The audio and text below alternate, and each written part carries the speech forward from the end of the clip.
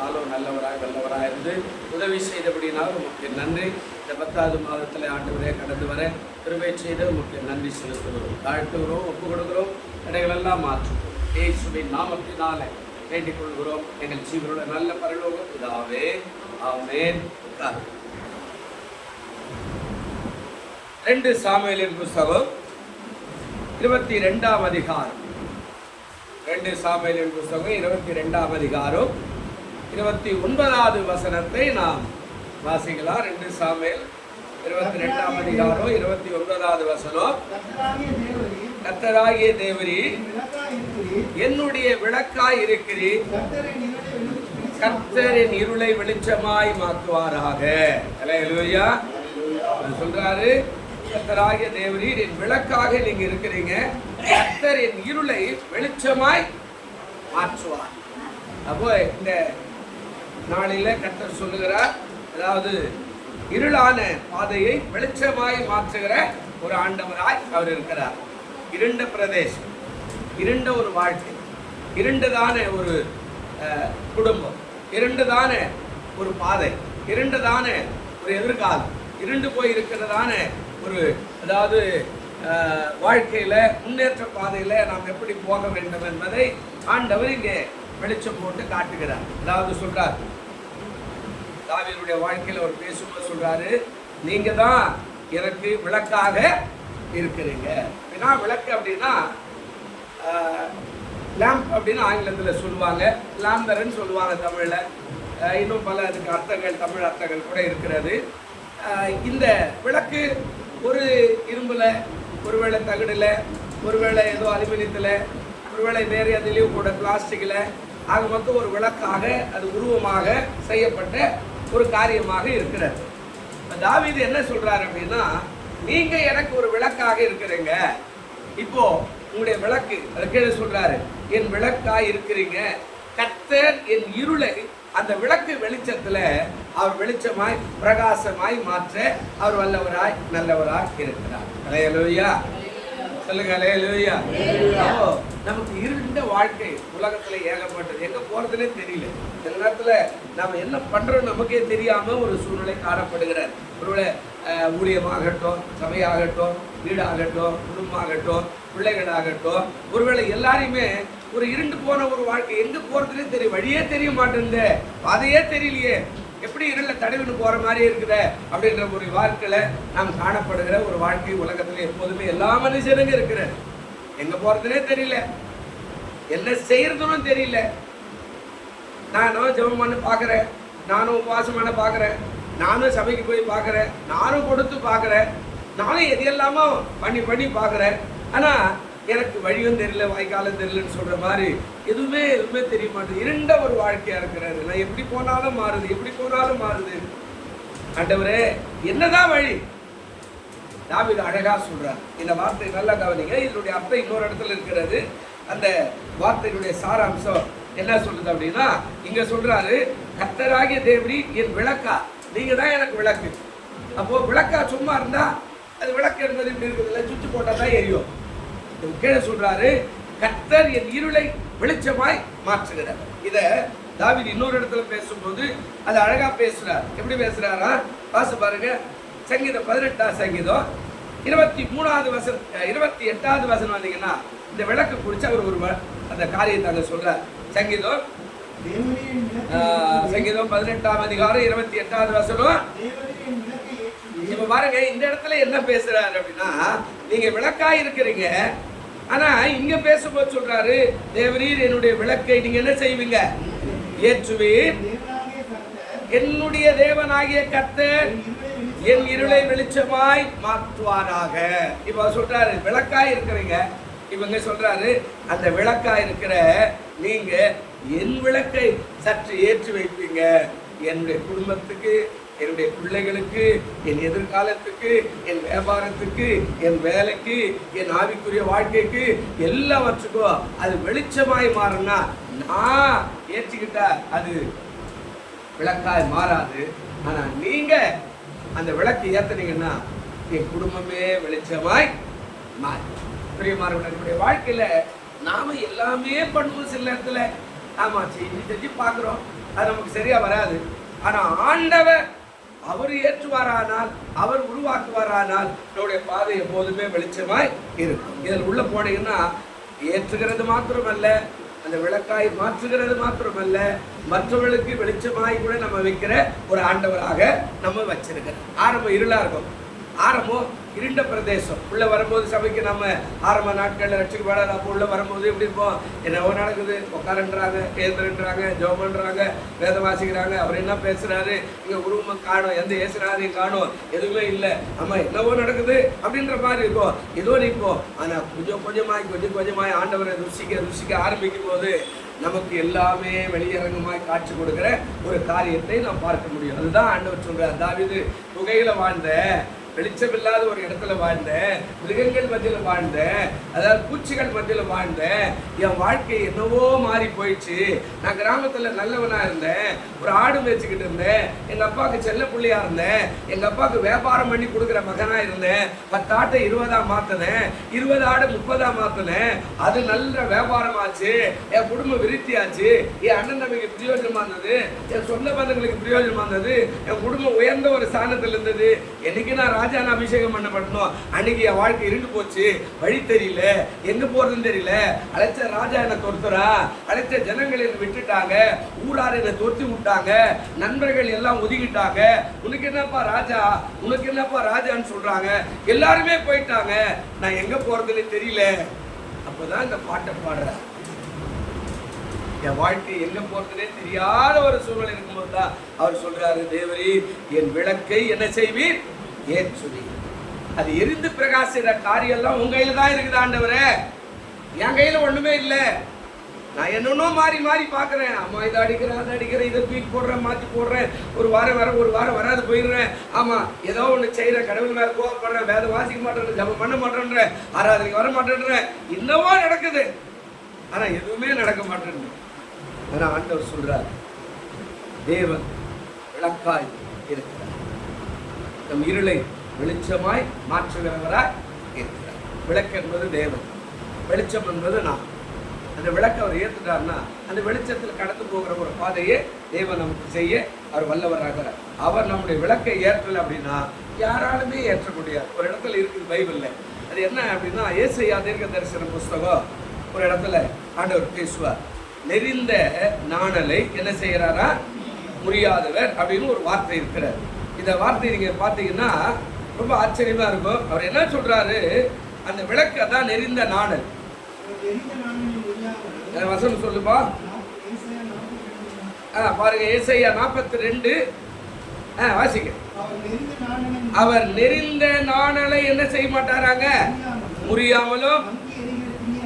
அழகா பேசுறார் 42ல. அவரு எப்படி இருக்கிறாரா, நெறிந்து போன நாணலை முறியாமலும், அங்கி எரிகிற திரியை அணையாமலும், நியாயத்தை உண்மையாய் என்ன செய்வாராங்க அப்படின்னா என்ன, நெறிந்த நாள்னா சாய்ந்து இன்னைக்கோ நாளைக்கு அப்படியே போயிடுங்க, அவர்தான் போல இருக்குதுங்க, முடிவு உண்டாச்சுங்க, அவரு போயிடுவார் அப்படின்னு சொல்றேன்ல.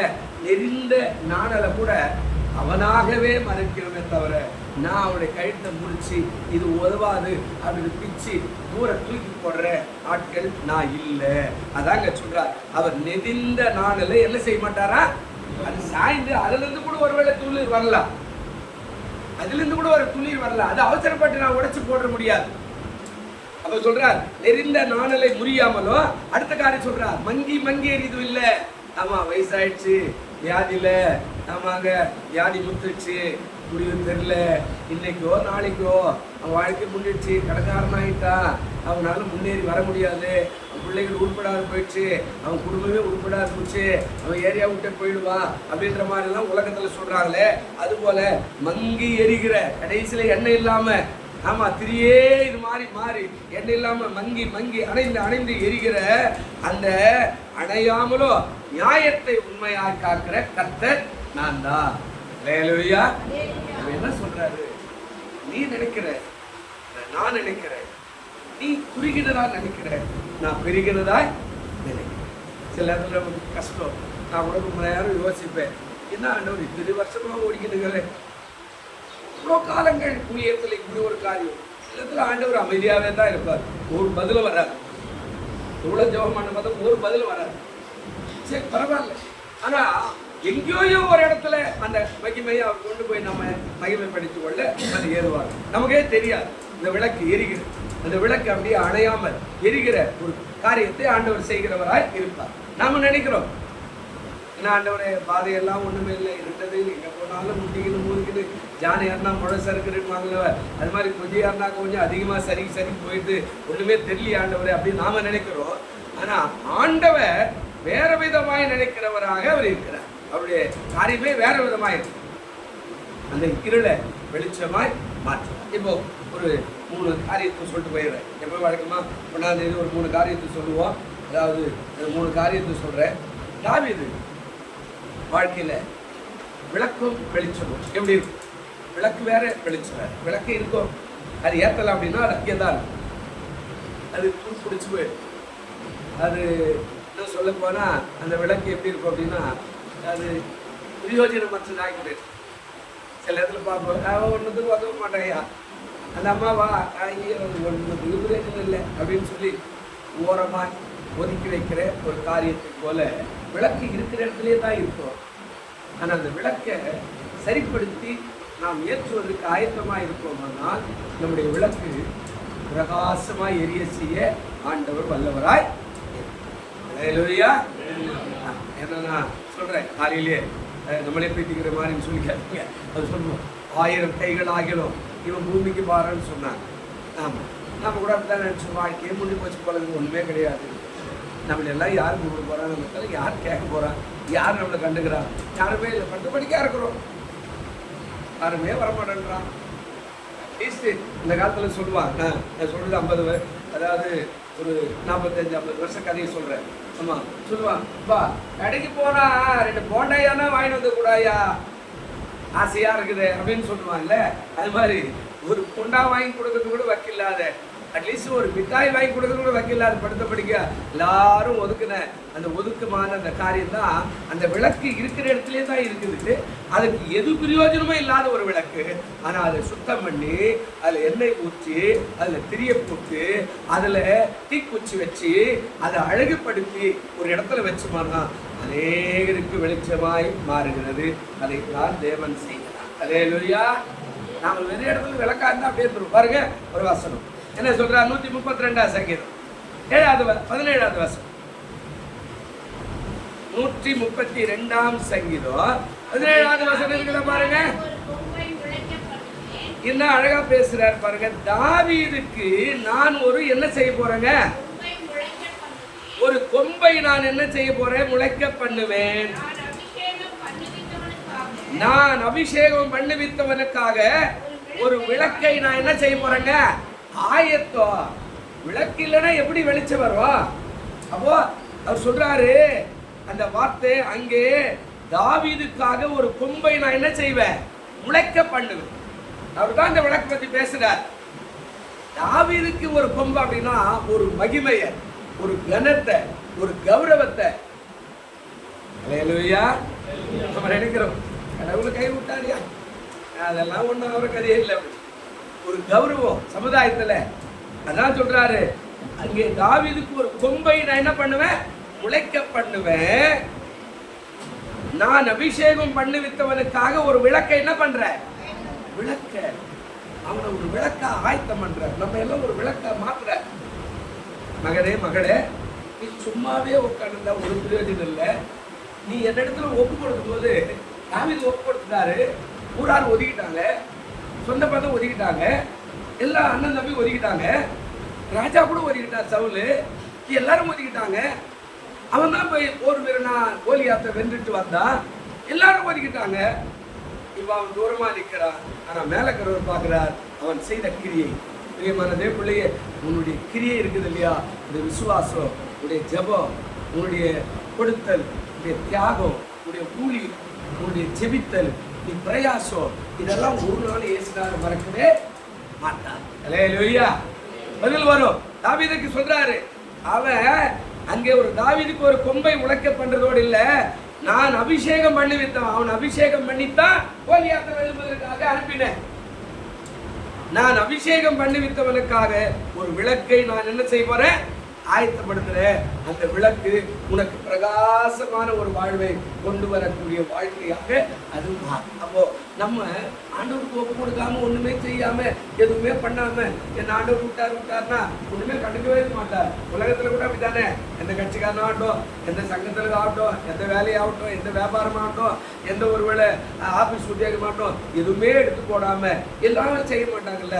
நம்ம ஏதோ பிரயாசப்பட்டா நமக்கான ஆசீர்வாதம் நமக்கு வருன்ற மாதிரி ஆண்டவர் சொல்ற, அவன் அபிஷேகம் பண்ணப்பட்டவன், அவனை கைவிட மாட்டேன். அப்ப நீங்க அபிஷேகம் பண்ணப்பட்டவளா இருந்தா, நீங்க அபிஷேகத்தை பெற்றவளா இருந்தா, கர்த்தருக்குள்ள தியாகமாய் நீங்கள் தியாகம் உள்ளவர்களா இருந்தா உங்களுக்கு ஒரு விளக்கை ஏற்ற ஆண்டவர் வல்லவரா இருக்கா. அந்த விளக்கு உண்டு பண்ண என்ன பண்ணுவாரு? இப்ப வாசிங்க எஸ்தரின் புஸ்தகம் 8ஆம் அதிகாரம். எஸ்தரின் புஸ்தகம் 8ஆம் அதிகாரம் 16வது வசனம் என்ன சொல்றாரு பாருங்க. எஸ்தரின் புஸ்தகம் 8ஆம் அதிகாரம் 16வது வசனம் இருக்குதா இல்லையா? எஸ்தர் 8ஆம் அதிகாரம் 16வது வசனம் இருக்குதா பாருங்க. இவ்விதமாய் யூதருக்கு வெளிச்சமோ மகிழ்ச்சியோ களிப்போ கனமும் உண்டாயிற்று. யாரால? எஸ்தரால. ஹல்லேலூயா.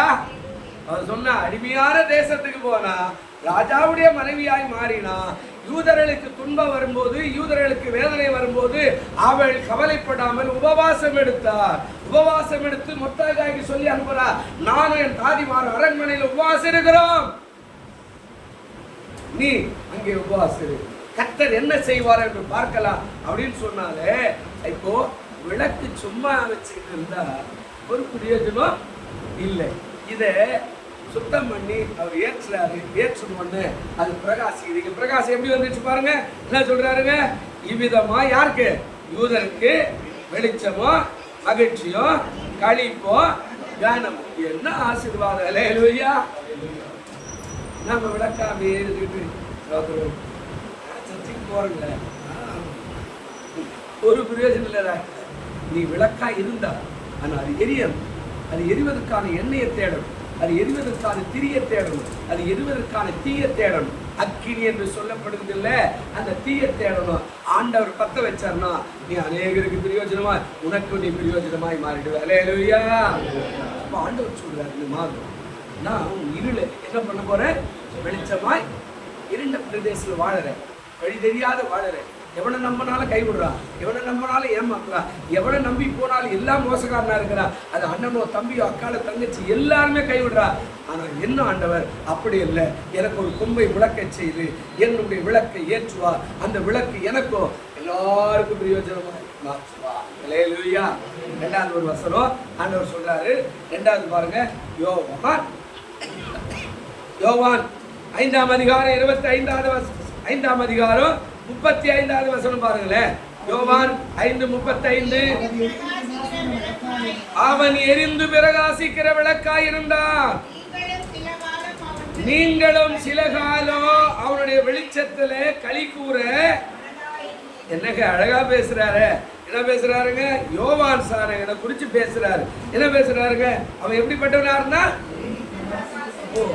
தனக்காக மாத்திரம் இல்லை, மற்றவர்களுக்கு அவன் எரிந்து பிறகு அது ஒரு விளக்கா அவன் வைக்கல. நான் உலகத்துக்கு பிறந்துட்டேன், உங்களை கேட்கிறேன், அப்பா உன் பேர் என்ன? யோவான் சார். பரவாயில்ல, கர்த்தர் உன்னை பூமியில உருவாக்கினாரு, நீ போய் ஒரு வேலை செய்ய. இல்லை இல்லை, நான் வந்த நோக்கம் வேற. என்ன அப்படின்னா, என் ஆண்டவருக்கு பாதையை செவை பண்ணும்படியான வேலையை செய்வதற்கு தானே வந்திருக்கிறேன். ஹல்லேலூயா. நம்மெல்லாம் என்ன பண்றோம்? சர்ச்சைக்கு வரோம், போறோம். ஆனா நாம யார் விளக்கு, அந்த விளக்கு எப்படி ஏற்றுவாரு, இதெல்லாம் இது வரைக்கும் நம்ம கண்டுக்கவே இல்லை. நம்ம வாழ்க்கை இருண்டுதான் இருக்குது. 10 வருஷமா சபையில் இருக்கிறோம், 20 வருஷமா சபையில் இருக்கிறோம், 30 வருஷமா சபையில் இருக்கிறோம். ஆனா நம்முடைய வாழ்க்கை இருண்டதாகவே இருக்கிறது. வெளிச்சம் வரல.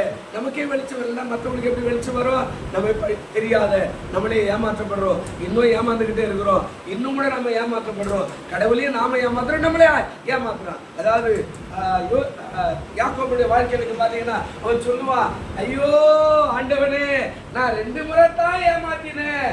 எங்க அண்ணனை ஒரு முறை ஏமாத்தினேன், எங்க அப்பனை ஒரு முறை ஏமாத்தினேன். ஆனா என் மாமனாரு 10 முறை என்ன செஞ்சுட்டா, ஏமாத்திட்டா. இன்னைக்கு நம்ம வாழ்க்கை அப்படித்தான் நிறைய பேர் நினைச்சுக்கணும். எத்தனை சோத்துறோம், அப்படித்தான் இருக்கணும், இப்படிதான். நாம ஒரு முறைதான் 8 முறை வட்டியோடு கூட அவனை ஏமாற்றப்பட்டான். அப்படின்னா ஆண்டவர் சொல்றாரு, யோவான் சாலைகள் எரிந்து பிரகாசிக்கிற விளக்காய் எதுக்கு வந்தாலும் அந்த வேலை செய்யறோம். நாம் அந்த வேலையை விட்டுறோம். நம்மளை அழைப்பு ஒரு குடும்பம், ஒரு மனைவி, ஒரு புருஷன், ஒரு பிள்ளைகள், ஆண்டவர் கொடுத்து அதை சரிப்படுத்தி அதில் முன்னேறி விளக்காயிரு அப்படின்னா நாம் அதெல்லாம் விட்டுறோம். நாம் உங்களுடைய வாழ்க்கையை மாற்றிக்கிறோம். அது அப்படி போனா இருக்குது, இப்படி போனா இருக்கும், அது சரியா இருக்காது, இது சரியா, அங்கே போனா இங்கே போனா. பாருங்க, கர்த்தர் அவனவனுக்கு வச்சிருக்கிற காரியத்துல அவனவன் நிலைத்திருப்பானா அவனுடைய வாழ்க்கை வெளிச்சமாய் இருக்கு. அதான் சொல்றார், அவன் எரிந்து பிரகாசிக்கிற விளக்காய் இருந்தால் நீங்களும் சில காலம் அவன் வெளிச்சத்துல எப்படி இருந்தீங்க. நம்ம விளக்கு எரியுதுன்னா நம்ம சொந்தம், பந்தம், உறவினர் எல்லாரும் காலம் வெளிச்சத்துக்கு வர ஆயத்தமாய் இருக்கும். ஆனா நம்ம விளக்கு எரியலையே, நம்ம விளக்கு மங்கி போய்க்குது, நம்ம விளக்குல எண்ணெய் இல்லையே, நம்ம விளக்குல திரி இல்லையே, நம்ம விளக்குல தீ இல்லையே, அந்த விளக்கு துரும் பிடிச்சி போன மாதிரியே இருக்குது. வெறும் ஆள் மாதிரி சுற்றிக்கிட்டு இருக்கிறோம். ஆமாம், இன்னும் சபையிலையும் சரி, உலகத்திலும் சரி, ஒரு ஆக்டிவா, ஒரு விசுவாசமா, ஒரு நம்பிக்கையா, கர்த்தர் என்ன அப்படி ஆசீர்வதிப்பார், இப்படி செய்வார் என்ற அந்த விசுவாசம் வரல. அது அப்படியே மங்கி போயிருந்தா எப்படி எரியும்? ஒரு வசனம் வாசி, சங்கீதம் 36, சங்கீதம் 36 9வது வசனம் என்ன சொல்றாரு பாருங்க. சங்கீதம் 36:9 பாருங்க, அழகா சொல்றாரு. ஜீவ ஊற்று எங்க இருக்குதாங்க? உம்மிடத்துல இருக்கிறது, உம்முடைய வெளிச்சத்திலே வெளிச்சம் நாங்க என்ன செய்யறோம் அப்படின்னா, ஜீவ ஊற்று இயேசுநாதரு அவர் சொல்றாரு, உம்முடைய வெளிச்சத்துல நாங்க என்ன செய்யறோங்க? வெளிச்சம். அவர் வெளிச்சமா இருக்கிறவரை நாம தனக்குள்ள மாத்திக்கிட்டா நாம வெளிச்சத்துல நடக்கிறவர்களாய் மாறி. ஆனா நம்ம அப்படி செய்யணும். நிறைய பேர் நம்ம அப்படி செய்யறதே இல்லை. அவருடைய வெளிச்சத்தை நமதாக மாற்றுவதற்கு பிரயாசப்படுறதே இல்லை. நான் சொல்றேன், ஜீவ ஊற்று உம்மிடத்துல இருக்குது ஐயா.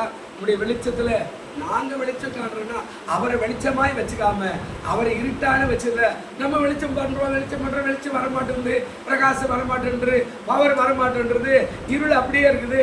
ஏன்னா அவர் வெளிச்சமா இருக்கிறாரு. அவரை வெளிச்சத்துல நாம் நடக்க மனசா இல்லை. அவர் சொல்றதெல்லாம் விட்டுடுறோம், அவர் சொல்றதெல்லாம் மாற்றிடுறோம், அவர் கூப்பிடும் போது விட்டுடுறோம், அவர் சொல்ற கட்டளையெல்லாம் மீறிடுறோம். அப்புறமா எப்படி நம்ம வெளிச்சம் வரும்? ஹல்லேலூயா சொல்லுங்க, ஹல்லேலூயா. நம்ம வெளிச்சம் சரியா வரலன்னா நாம் அடுத்தவங்களுக்கு பிரகாசிக்க முடியாது. அவர் சொல்லும் போது கேட்கணும், அவர் அழைக்கும் போது ஒப்பு கொடுக்கணும், அவர் பிரமாணங்களை கற்றுக் கொடுக்கிற அதை கடைபிடிக்கணும். நீங்க பாருங்க, அப்படி செய்யும் போது அது எப்படியா இருக்கும்? யோவான் சாரையை போல எரிந்து பிரகாசிக்கிற விளக்கா இருக்கும். தாவீதை போல நமக்கென்று ஒரு விளக்கு ஆயத்தமா இருந்தா அவர் ஏற்றும் போது ஏகருக்கு பிரயோஜனமா குடும்பமே வெளிச்சத்துல நடக்கிற பிள்ளைகளாய் ஆண்டவர் மாற்றும். கூட நான் ஒரு இடத்துக்கு போயிருந்தேன். ஊழியர் பாருங்க, அந்த ஊழியரை பார்த்தேன். அவருடைய அப்பா ஊழியர்,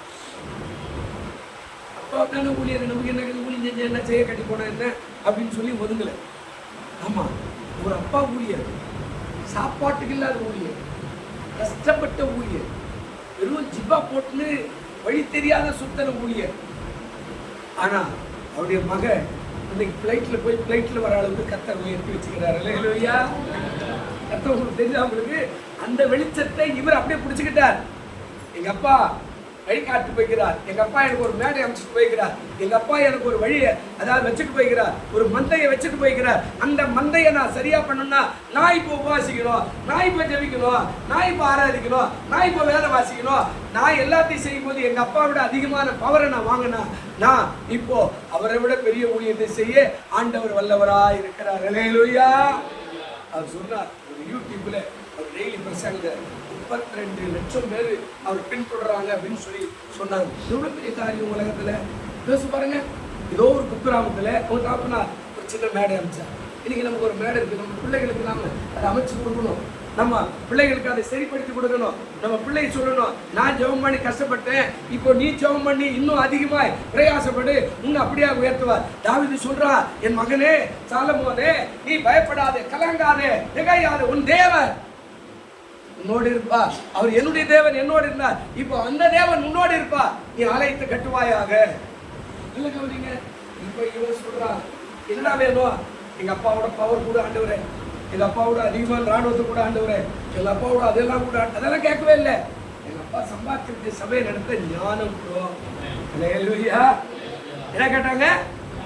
எங்க அப்பாவுடைய பிரயாசம் வேற, இப்ப என்னுடைய பிரயாசம் வேற. யோசிச்சு பாருங்க. அன்னைக்கு பேண்ட் அடிச்சு ஊழியது, இன்னைக்கு நம்ம பேண்ட் அடிச்சா ஊழியர் என்ன அடிச்சோம்? Pant அடிக்கிறோங்க, keyboard போடுறேங்க. அன்னைக்கு பேண்டு தாங்க, பேண்டு தான் ஒண்ணு கிடையாதுங்க, வெறும் டேமரினுங்க. அந்த ஊழியத்தை வளர்த்தாரு அவங்க அப்பா. இப்போ அவரு பெரிய பெரிய ஃபாரின் எல்லா இன்ஸ்ட்ருமெண்ட் வச்சு வாசிக்கிறார். ஆயிரக்கணக்கான ஜனங்கள் முன்னாடி நிற்கிறாங்கன்னா ஒரு மேடை, அதுதான் விளக்கு. அந்த விளக்கை தனதாக மாற்றினாரு, அந்த வெளிச்ச தனக்காக மாற்றினாரு. ஊழியத்துல வளர்ந்து அல்லேலூயா. 3ஆவது நீதிமொழிகள் 6ஆவது பாருங்க. அந்த விளக்கு எப்படி எங்க இருக்குதா பாருங்க, அந்த வெளிச்சம் எங்க இருக்கிறதா? நீதிமொழிகள் 6:23 வசனம் வாசிங்க. 6:23 இருக்குதா?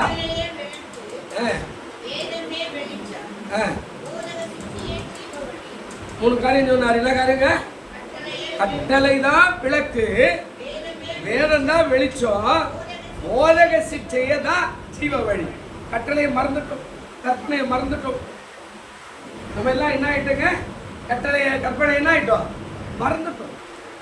அது வெளிச்ச காட்டலை. இப்போ கட்டளை தான் பிரமாணம், தேவனுடைய கற்பனைகள் தான் நம்ம கட்டளைகள்.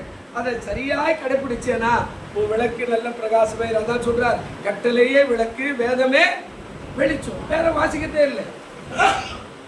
நம்ம கையில் கொடுத்துக்கிற வேதம் ஒரு காலத்துல ஏசையா தீர்க்கதரிசன புத்தகத்தில் வாசிக்கும் போது எல்லா மிருகத்தையும் அடிச்சு காய வைத்து ஆணியினால் எழுதப்பட்டு சுற்றி சுற்றி தோல் சுருள் மாதிரி போர் மாதிரி போட்டு வச்சிருக்கா.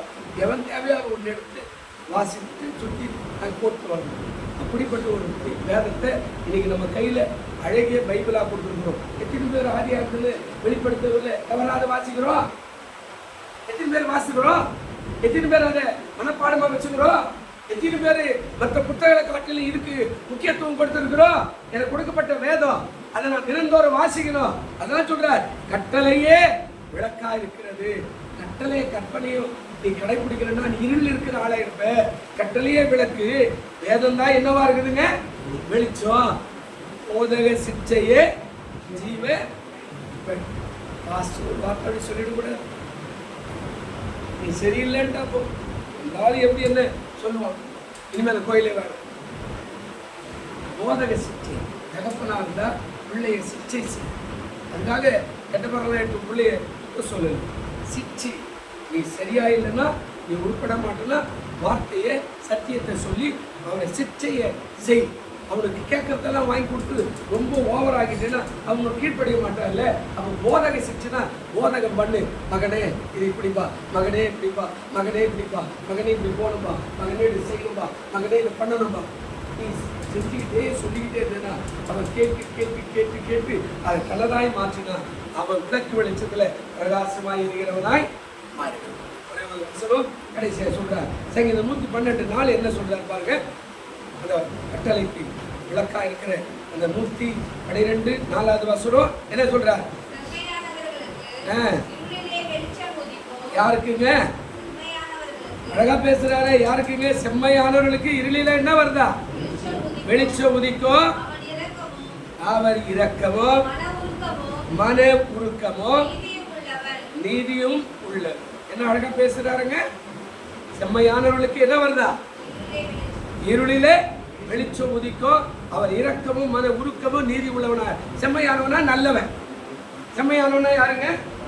நல்லவன். நல்ல ட்ரெஸ் வெள்ளையா போட்டுக்கிறவன் இல்லை, போட்டுக்கிற. அதனால என்ன நல்லவன் இல்லை. வெள்ளையா போட்டுக்கிறவன் நல்லவன் இல்லை. ஆமா, வெள்ளைக்காரனும் நல்லவனும் இல்லை. வெள்ளைக்காரன் பார்த்தீங்கன்னா வெள்ளையா இருப்பா, சும்மா பார்க்கறதுக்கே பா முடிய கோல்டா இருக்கும். அவனும் நல்லவன் இல்லை. ஆண்டவர் சொல்றாரு, செம்மையானவர்களுக்கு இருளில் என்ன வருதாங்க? கட்டளைய கற்பனைய நீ இதை விட்டுட்டு சும்மா உலகத்தில் இருக்கிற ஆடம்பரம் எல்லாம் பார்த்துக்கிட்டு போனா அது இருளில் போய் தள்ளிடும். அது இருளில் நீங்க பேப்பரில் பார்த்துருப்பீங்க, 51 பேர் செத்தான்.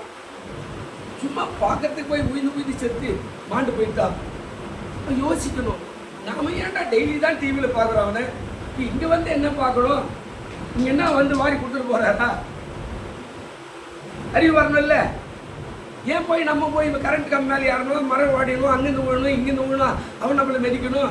ஏன்னா டெய்லி பார்க்குறோம் இல்லை, டிவியில் போட்டால் அவன் மடம் ஓடி இருக்குது இல்லை, அப்புறம் என்ன அவனை பார்க்கணும்? ஓ, இந்த செம்மையானவர்களுக்கு இருளில் என்ன வருதா? வெளிச்சம். நல்லவனா இருந்தா அறிவு வந்துடும், நல்லவனா இருந்தா ஞானம் வந்துடும், நல்லவனா இருந்தா புத்தி வரும். நம்ம செய்யறது சரியா, நான் போற பாதை சரியா, நம்ம ஞாயிற்றுக்கிழமை எங்க இருக்கணும், இங்க இருக்கணும் இல்லை, நம்ம ஏன் இங்க நிற்கிறோம் சரியா, தேவன் நம்முடைய குலதெய்வமா இருக்கிறாரு, அவரை விட்டு நாம எங்க வந்து ஆராதிக்கிறோம் சரியா. நல்லவனுக்கு என்ன வருதாங்க? இருளில் வெளிச்சம் உதிக்கும். அவன் இரக்கம் உள்ளவனோ மன உருக்கம் உள்ளவனோ நீதி உள்ளவனாய் மாறுவான். கர்த்தர் அவன் மேல பிரகாசமாய் சொன்னார், தேவரீ என் விளக்காயிருக்கிறேன், என் விளக்கை ஏற்றும் போது என் இருள் நீங்கி நான் எப்படி ஆயிடுவேன்? வெளிச்சமாய். 10வது மாதம் நீங்க அநேகருக்கு ஒளி விளக்காய், நீங்க 10வது மாதம் வெளிச்சம் உள்ளவர்களாய், 10வது மாதம் இருள் நீங்கி நீங்க பிரகாசம் உள்ளவர்களாய் மாறுவார். கர்த்தர் கிருபை செய்வாராக. அல்லேலூயா.